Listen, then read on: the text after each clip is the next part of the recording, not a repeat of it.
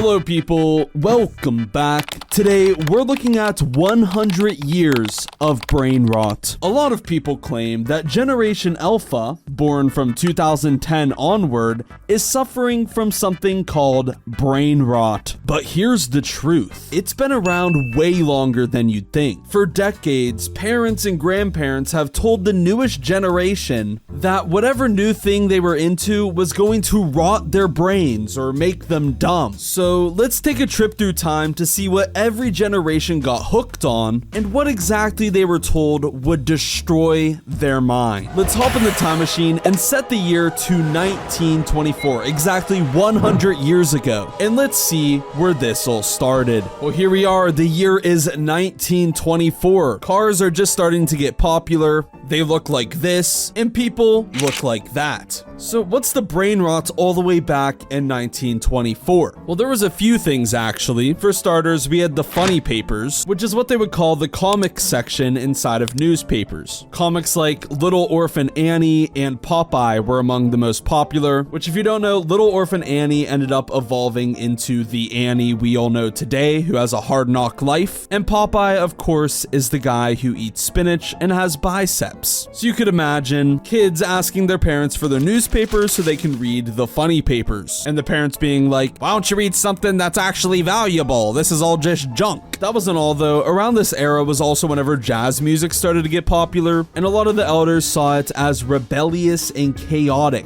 which is really weird to think about. Jazz music being considered chaotic. It's rather soothing to me, but that's just my opinion, I guess. Finally, probably the biggest case of brain rot back then would have been none other than silent movies. Films like The Thief of Baghdad. You can imagine parents not wanting their kids to watch movies, seeing it as a waste of time, possibly making their kids lazy. Anyways, that's about it for the 1920s. Let's hop back into the time machine and set this John to the next decade.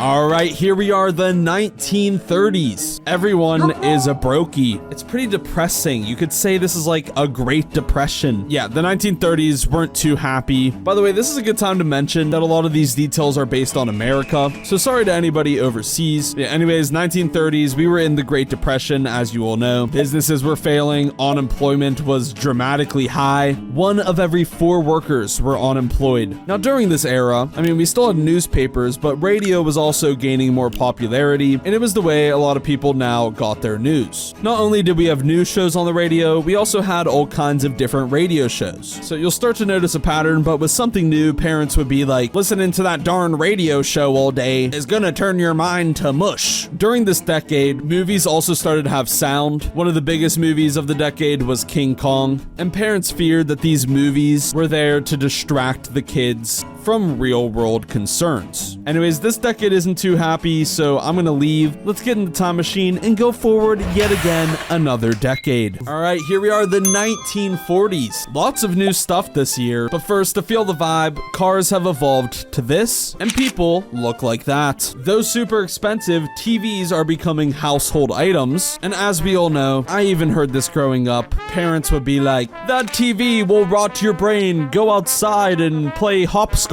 So you can only imagine whenever TVs were new, the concept of TVs rotting your brain had to have been at an all-time max. Also, the evolution of music would always be something the older generations criticized. You don't see that much more around now. Like for us newer generations, Gen Z doesn't seem to have a problem with the new music coming out. But back then, it was always a big debate. So in the 40s, swing music was becoming popular, and you can imagine the older people who didn't want any change were haters. Anyways, I think I'm gonna piece out of the 40s. Let's move up another decade. All right, here we are, the 1950s. Honestly, the 50s are an absolute vibe. Think like old classic looking diners with like a jukebox. That's pretty much the 1950s. In this generation, most households had TVs now, though they were still in black and white. So that was one source of the quote unquote brain rot. But also during the mid 1950s is whenever rock and roll started to take over. And if the elders of past generations were telling these kids that their new jazz music or their new swing music was brain rot, you could only imagine what they would have to say about rock music. This is also whenever Elvis Presley started to become popular, and he was one of the figures a lot of the people from that generation looked up to. So you can imagine the older generations here being like, why are you worshiping the guy who eats peanut butter banana sandwiches? By the way, I don't even know if that's a real thing. I remember that from the Fairly Odd Parents. As we move on now, the brain rot gets more and more intense. Let's go take a look. We're gonna move up another decade. Here we go. All right, here we are, the 1960s. We got hippies becoming a big thing. Honestly, the best way to visualize this year, just think about the van from the Cars movie. Pretty much that vibe, you know, like the groovy hippie vibe. Obviously, hippie culture was definitely one of the things that parents were worried about. You know, like psychedelics and all that. Just the way they dressed with the headbands, long hair, big beards. You could imagine the older generation was probably a little bit terrified. You know, we had big changes in culture here. With that also, pretty much everyone had TV in full color. So, you know, watching TV all day was definitely becoming a bigger problem. And yeah, this was kind of just a big leap. And honestly, a lot of people from this generation were genuinely rotting their brain, not figuratively. Because, you know, all these hippies, they'd be doing all sorts of drugs. And I'd imagine that would probably be a little bit more destructive than watching Skibidi Toilet. Anyways, let's hop in the time machine and move forward yet again another decade. Whoop. All right, here we are. It's the 1970s. The very first video games are coming out around now. And you all already know this is one of the first big examples of parents being like, this is gonna rot your brain. Like, I'm sure we've even heard it before. But imagine whenever video games were first introduced. You can imagine kids staring at the screen all day, playing their Pong, trying to get that high score. And parents would be concerned because their kids are sitting there staring at screens all day, just like now. This was truly the start of that. So yeah, the 70s, their main brain rot was some of the very first video games like Pong and Atari. Now, of course, this generation also had culture changes, but the introduction of video games definitely outweighed all of those, so that's going to be the main focus here. And with the introduction of video games, that was sort of the beginning of the end. In terms of brain rot, it really only goes downhill from here. Let's hop in the time machine to see. We're going to go yet again another decade. All right, here we are, the 1980s. We had the introduction of the Nintendo, and with that, video games became a much larger problem. There were now plenty of games to choose from, not only on the Nintendo, but also on the Atari. The Atari, I'm sure, came out with a ton of games within that time frame, and you could imagine parents weren't happy about their kids sitting and staring at the screen all day. The 80s also introduced MTV. That, of course, was another major distraction. You know, we had the music videos and more like revealing stuff on there, and you can imagine parents wouldn't be too happy about that. Let's hop back in the time machine though, and for the final time, set it forward another decade.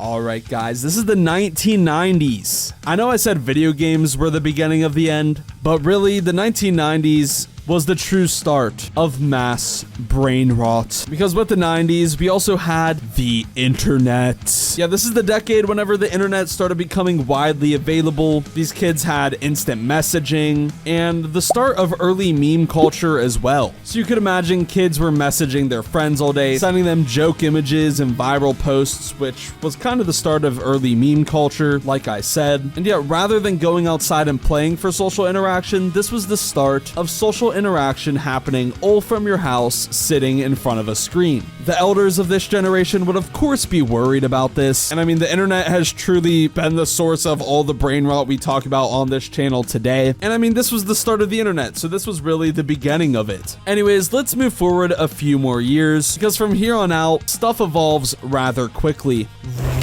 Alright, so here we are, the year is 2004. We're at this year specifically because this is whenever social media really started to blow up. MySpace came out a year prior and it's had a year to cook up now, and Facebook has been released and it's starting to gain popularity. Along with that, flip phones are also wildly popular now, and texting is a big thing. Also, interesting note, since we're in 2004, that actually means I would be alive now. Yep, that's right guys, I was there whenever MySpace was invented along with Facebook. In 2004, I would have actually been 3 years old. See, I don't remember a lot of this, but I do remember as flip phones evolved, my grandparents would always be like, these kids and their stupid flip phones just texting away. Actually, fun fact, even to this day, my grandpa doesn't do texting, nor does he own a smartphone. He still has a flip phone. I actually bought him a smartphone one year for Christmas, and he actually got pretty upset about it, returned it the next day, and got a new flip phone instead. So yeah, the elders definitely were against texting. That was one of the big things. Also, like I mentioned, social media was blowing blowing up too, which was arguably worse. I mean, social interaction was becoming more and more something you could do online instead of in person. And of course, with MySpace and Facebook, we also had memes starting to evolve. And truthfully, the main source of brain rot now is memes. So this was a big stepping stone for brain rot. In this era, we had stuff like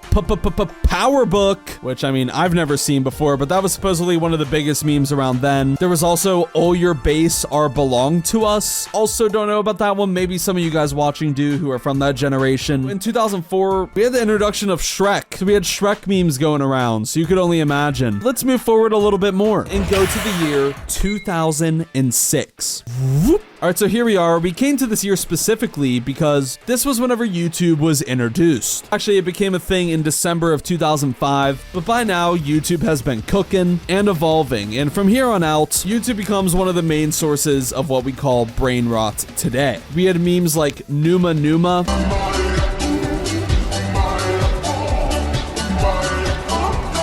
And also Leroy Jenkins. That was another big one back then. This era was also whenever I personally had access to the internet for the first time. I remember playing stuff like Webkins or Club Penguin. Also, if I had friends over, I would play on multiplayer games like Miniclip or Nitrome. I do remember though, playing on the computer and being told by my mom, word for word, that it's gonna rot my brain. Anyways though, let's move forward a little bit more. We're gonna let meme culture and YouTube and all that a little bit of time to cook. Let's skip ahead all the way to 2011. All right, so here we are in 2011. From 2005 to here, a lot of stuff has happened. Just last year in 2010, Apple introduced the iPad. And with that, some of the first ever iPad kids became a thing. This is also whenever meme culture started evolving. We had stuff like Troll Face, the Me Gusta Face, Fuck Yeah, Forever Alone, and the Why You Know guy. And the main source of meme evolution here was iFunny. Now in this era, I didn't have a phone yet, but this is whenever I got my first handheld device. For Christmas, my mom got me the iPod Touch 4th generation. And with that, that was kind of how I got more into YouTube and social media and all of that. And also iFunny. I was really into that app whenever I was a kid, and I would be making memes left and right, posting multiple times a day in an attempt to get a feature. And actually, a fun fact, I did actually get a feature, and it's actually one of the most liked features on iFunny. The sad thing about it though is it isn't an original meme. Well, in a way it is, and there was a meme going around that Adam Sandler was a homeless guy. So I took a picture off of Google of some guy sitting next to Adam Sandler and put the text, "Just met this homeless guy," and it ended up getting featured. I think it got over 500,000 likes. So yeah, that was one of my first like successes on social media, was on iFunny. But yeah, 2011 was the introduction of iFunny, and memes were evolving like I said. So that was the main source of brain rot, but also we had stuff on YouTube. The number one thing then being Rebecca Black's Friday. The song was awful, but we would listen to it because it was awful. And I think that that's a main reason people enjoy brain rot, is because it's so bad that it's almost entertaining. So Rebecca Black Friday was an early example of that. Oh, and I almost forgot, 2011 was also the introduction of Nyan Cat, which was this cat with a Pop-Tart body flying with rainbows coming out of its butt. And it's actually one of the memes a lot of people bring up whenever we talk about brain rot. They're like, well, you watched Nyan Cat, that was brain rot. How are you saying this new stuff is brain rot? So, I mean, there's an example of one of the genuine brain rots all the way back in 2011. Anyways, from now on, we're going to just move forward 1 year at a time. But don't worry, I'm going to condense it a little bit more. It's just there's so much evolution from 2011 to present day with brain rot that we can't really skip ahead multiple years anymore. So moving forward to 2012. By the way, it's going to be impossible for me to cover everything, but I'm going to just list a few that I remember. I know Grumpy Cat was a big thing. Gangnam Style was like super popular. Do a barrel roll. Do you even lift, bro? The game Slenderman was huge in 2012, and of course memes came with that. Anyways though, moving on to 2013. 2013, we had these auto-tune remixes that were pretty popular. Stuff like Ain't Nobody Got Time for That. Ain't nobody got time for that. Ain't nobody got time for that. Ain't nobody got time. And the Bed Intruder song. I was a big fan of those personally. Actually, unironically, I could probably recite every word to all the ones that were popular back then. I would listen to the Songify songs on loop. I was a weird kid, okay? Anyways, though, 2013, we also had the Harlem Shake was another big trend. Yeah, that's all the memes and brain rot I could think of for 2013. Let's move on to 2014. Just to list a few, we had ALMAO. Pepe the Frog was a huge one, along with the Lenny face. I would paste that Lenny face like literally everywhere. Also, I almost forgot to mention we had YouTubers like Annoying Orange and Fred. Fred. That might have been a few years before, but during this time zone, I would say Fred and Annoying Orange were probably some of the most brain rot. 2015, we had the sad Pepe Frog. Five Nights at Freddy's was becoming popular. With that, we had the weird Five Nights at Freddy's content farms. The John Cena meme would be a big thing, along with YouTube poops, along with MLG edits. 2016, we had We Are Number One, the Dat Boy meme, Ken Bone, and Humongous. Humongous what? 2017 was like the Omaiwamu no Shinduru. NANI?! And we had like Shrek is Love, Shrek is Life as well. The Distracted Boyfriend meme. Smash Mouth's All-Star was a big meme song. Then in 2018, we had the Tide Pod Challenge, Ugandan Knuckles, Yanny or Laurel. Laurel.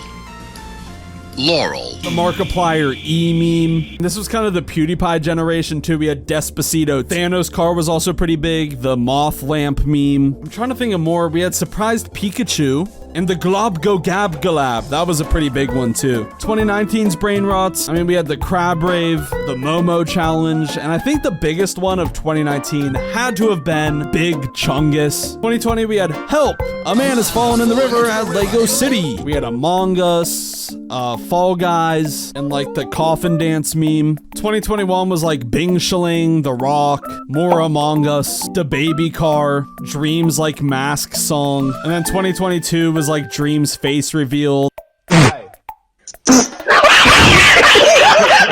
Mr. Beast meme. We had Quandale Dingle, the nerd emoji, the Sigmas, Andrew Tate, and finally we're at 2023, which was the introduction of Skibidi Toilet. Along with that, we also had the Grimace Shake and the Smurf Cat. I'm sure there's more, but I think you guys are probably more aware of where we are now. As you can see, towards the end, it turns more into evolution of memes, because like I said, memes are kind of the brain rot that go hand in hand. I guess some examples of 2024 would be the Oi Oi Oi, the gegagedigedago, more Skibidi Toilet, you know, we have Catnap, pretty much everything I'm talking about on my channel today. Anyways, guys, that was 100 years of brain rot. Very interesting to see the evolution. What started as just comics and newspapers turned into silent movies, then TVs, and eventually the internet was born. And with that, we go all the way to where we are today. So yeah, brain rot isn't only affecting Generation Alpha. Brain rot has been a problem for over a century. It's probably been a problem since the start of humankind. If you think about it, there's always something that's new that the past generation would be like, oh, this new thing isn't good. Anyways, guys, if you enjoyed,